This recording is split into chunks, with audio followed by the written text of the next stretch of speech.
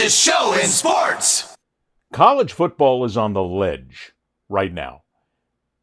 And it really leads to a point where many of these teams, these franchises, these programs are going to fall off that edge because it is completely unsustainable regarding the money that is being spent in college football and where it's coming from.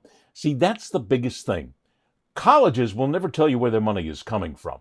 They won't be upfront. Certainly, you'll hear about an occasional booster, you'll hear about a sponsor, you'll hear about somebody who comes in. But right now, the colleges who want to contend for a national championship have got to be stockpiling millions of dollars. And they've got to have the people involved who want to go ahead and keep spending those millions, maybe even into the hundreds of millions of dollars, to keep them alive for the chance, maybe not even for a title, maybe just for a chance to play for a title. Which brings us then to Texas Tech.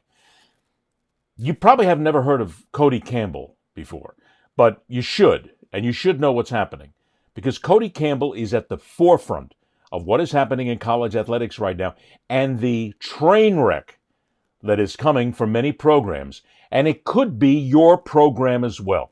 Campbell is a self-made oil billionaire. He has decided that he wants to make sure that Texas Tech has every opportunity whatsoever to not only contend, but to win a national championship. It is really what all these rich guys do. Every time, and this goes back decades, where you had the big money boosters who came in and threw, at the time, $500,000, $1 million, a couple of millions of dollars. They wanted to be associated with the program. They wanted to be close to the program. They wanted to go to the cocktail parties. They wanted to go on the trips. They wanted to be the person wearing the jersey. They wanted to have their pictures taken at the Heisman Trophy celebration. They wanted to be the one to go ahead, be on the field, and lift the trophy of whatever second or third rate bowl game that was played that weekend. They wanted to be part of the gang.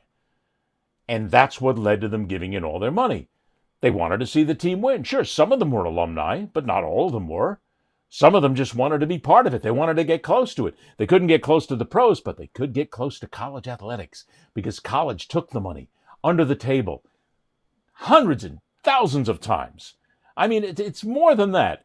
Every single school, and I will guarantee you this, that even comes to this day, at some point, and it really started to take off in the 70s and the 80s and maybe by the 90s, everybody was under the table with a couple of bucks. Everybody was keeping the players satiated, was making sure they had a buck, making sure they could go out. Oh, they didn't have money to go out on a Friday night. Here's a couple of $100. Here's a couple of $1,000. Here's $10,000 to go ahead and do it and do that. I mean, it happened at almost every school.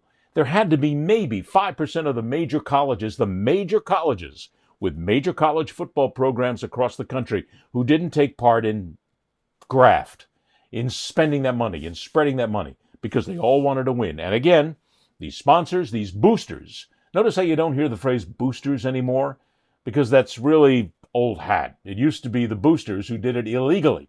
The NCAA cracked down on a lot of programs and put a lot of them on probation. But a lot more got away with it because there was really a look this other way attitude for so many years in college athletics. Now you come to the 21st century. We come to the 2020s. To the point where we are now looking, and major college programs are looking at tens and hundreds of millions of dollars that they need. It's not that they just want it, they need it in order to succeed, in order to pay the players, in order to pay the coaches, in order to be part of the conferences where they're going to make a tremendous amount of money on the television contracts, in order to be part of the big bowls that will pay off. They've got to keep that money coming in. In comes a guy like Cody Campbell with $60 million since 2022 that he has handed Texas Tech in order to make them champions. Of course, he hasn't yet, but he's basically helped put Texas Tech into the conversation right now because there was a time when Texas Tech, think about Tech as a contender. Nobody would do that. There's a lot of people who still don't do it to this day, but he's going to put his money where his mouth is, and he's going to help. And look, I can't stop him from that, and neither can you. Remember, too, this is not all about Texas Tech. Whatever team you root for right now, whatever team you're a part of, you better listen up, because this is part of what your future is, whether you like it or not. Because Texas Tech took the money, Texas Tech wants to grow. They want to become a big-time team. They want to contend for a national title. And they could be on the cusp. But they do it because they've got the money now. They can pay the coaches. They can pay the buildings. They can pay the players. They can pay the sponsors. They can pay the players. They can pay the players. You see a trend that's growing here? Because the players are the mercenaries now in college athletics, in college football specifically, where they're setting the prices.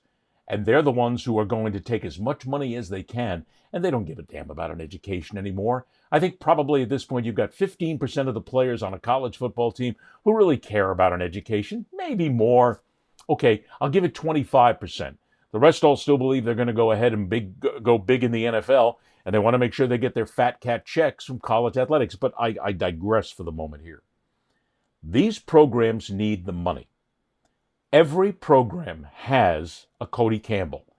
And every program, in some cases, has several Campbells who are in there putting in millions, tens of millions of dollars into programs. Some programs are probably, since if you want to take a few years, are probably getting over $100 million from these sponsors, from these people who want to help the program. Now, stay with me. These people come in like a Campbell, and they spend their money. They've got lots of money. But they spend their money in order to help win a championship and help build the program. They get to the point where the program is building. Program reaches a crescendo, and a program starts to win. And they do that maybe for a couple of years. Now, remember, we're in the transfer portal era, where it is never been more difficult to keep a contending team at that level. Because as players continue to shift, as coaches continue to shift, as they have, fortunes change immediately. You've got a team that could be on the verge of a national championship who loses their coach to somebody else, and then the players follow the coach, or the player goes out in the transfer portal, and just like that, after one season, you're out. You don't have a chance.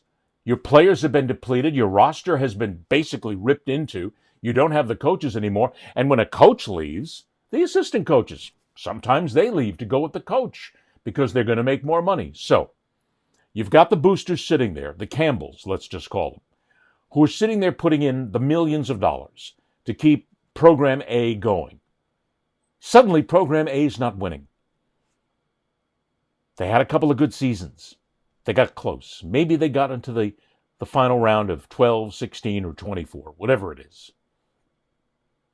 But then they lost their coach. Then the players decided they wanted to go somewhere else. They didn't do a good enough job rebuilding the roster. They didn't do a good enough job on the recruiting. They tried to spend the money, but the players wanted to go someplace else because somebody else is offering them more money or a sweeter deal. So that team that had reached a pinnacle, that ledge, if you will, is now starting to fall off the edge. Maybe they had an 11-win season. Maybe they had a 10-win season. Then they get a 9-win season. And then maybe disaster strikes and they get a 7 or a 6-win season. You got the boosters over here. I still call them boosters. The boosters, the sponsors, whatever you want to call them. The money men. They're out there still paying the money. The Campbells come to the school and go, I'm giving you $10 million a year, and you're not winning. I haven't been to a bowl game. We haven't been to a bowl game. You're being embarrassed on national television. You're not doing well at all. So I'm going to pull back on my money. I gave you 10. This year I'm going to give you 5. Holy shit in the morning. The school goes into a full-blown panic because they have to continue to operate at a certain level of fiduciary need in order to continue to contend. They've got to have that money to pay the coaches, pay the players, pay the facilities, build the new stadiums, do whatever they need to do. And if you take half that money out, you take $5 million out, maybe Campbell too takes her money out. Maybe another one takes his money out. All of a sudden, you're looking at a major deficit. Now, where's that money going to come from? Your money's all spent that you get from the conferences, if you get a high amount from the conferences, which many do. The television contracts, you're getting your money there. That's already been allocated. And a lot of times it's been allocated in the right place, maybe not necessarily into the football program, because we all know there's still more of that underhanded dealing. So you got less money. What are you going to do? You panic because you've got to find someone to replace that money, but you can't. So your program falters. So you get down to 8 wins, 7, maybe 6, maybe 5. Where just a couple of years prior you were contending for a championship, your sponsor money is drying up because you're not winning. And you're not winning because your sponsor money is drying up. It is the vicious circle that college football has driven itself into right now. It is not like the pros, because it is all different at every different school and at every different level. And the money is just all over the place. One school might get $50 million from their sponsors, from their Campbells. The other one might get $250 million. And it's imbalanced there anyway, because still, we're right back to where we were years ago. Where you make the most money, where you bring in the most money, you are able to contend better than anybody else. Now, the transfer portal can change things, but you still got to pay. Look at what some schools have done that you didn't expect to be. And I use Ole Miss as an example. Nobody expected them to be there, but they went out. They got Lane Kiffin, who was reaching a certain point in his salary. He got some players to come in. Guess what? He got to a certain point, and then he left. And now they're left in a lurch because they got to do without him. And some players are going to leave, and some players are going to decide to follow him, and some are going to go other places. Ole Miss, even with the sponsors, because they couldn't keep them for whatever reason, they might start to take it downhill. And again, I'm not wishing this on anybody. Okay, just put all the brickbats away and don't come after me and don't email me and call me names. It's unnecessary. I'm just telling you what the reality is. Schools need those millions, and they have to make up for them somehow, which means they have to go out and find new sponsors and new boosters and new benefactors, if you will. But what happens when it dries up? What happens if you're a team that's just winning, you got 5, 6, 7 wins, and you want to get better? You got to find somebody who's willing to spend a spitload of money, and there's not many people out there. If they're not going to get everything, it's an ROI deal. It still is return on investment. And if you're not able to give them the return on investment, then why should they give you more money? That's what college football has now become.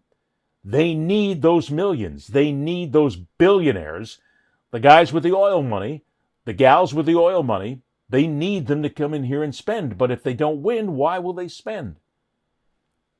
I only point this out as a tale of warning, because the money's getting out of hand in college football. The players know it now. The players, it's just like anything else. We always talk about how kids are not that smart. Guess what? These kids are pretty damn smart, because they see the money. They know the money's there. They're the ones who've now got the agents. They're the ones who now have the advisors. They have advisors. I know one family who's got their kid an advisor who's a potential top pick out of high school. The kid is 16. And the kid has got an advisor sitting there working with him, trying to cut high school NIL deals and sponsor deals. And the kid's going to make 5 figures next season. His last season in high school. And then he's going to move on.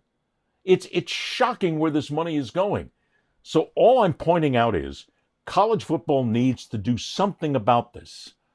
These boosters and benefactors need to be brought to heel. There needs to be, at this point, we may be talking about a salary cap, which again portends a professional league, if you will, which then goes back to my earlier discussion about the chance they had, and maybe they could have unionized at one time, the players, but that's all long gone at this point. Maybe it'll still happen, but I doubt it. If the players are making tons of money right now and their advisors are getting tons of money without being part of a union, why be part of that? Continue to be a wildcat, take your shot, and make your millions. And my last point in this is the schools won't suffer. Yeah, maybe the athletic director will make a little less. Maybe the coach will make a little less. But see, and I've said this before, I'm a fan guy. I stand for the fans because the fans have been screwed, blued, and tattooed for decades. The teams don't care about you. The leagues don't care about you. You're a dollar sign. Every single one of you that follows a college football program right now, what you are is a dollar sign. That's all you are. They look at you and they look at your head and there's the money. How much money can he, she, it, they, their families bring into us? They don't care about you as fans. Make sure you come and buy the new foam finger. Make sure you come in and buy the double-sized beer, or whatever it is. Make sure you follow us on the road. And make sure that you keep us up in money. That's all it is. You, the fans, are the ones who are going to suffer for this. Because it'll happen. The schools will regress. You'll be screaming and hollering where you're paying a tremendous amount of money for tickets. You're not going to get a discount.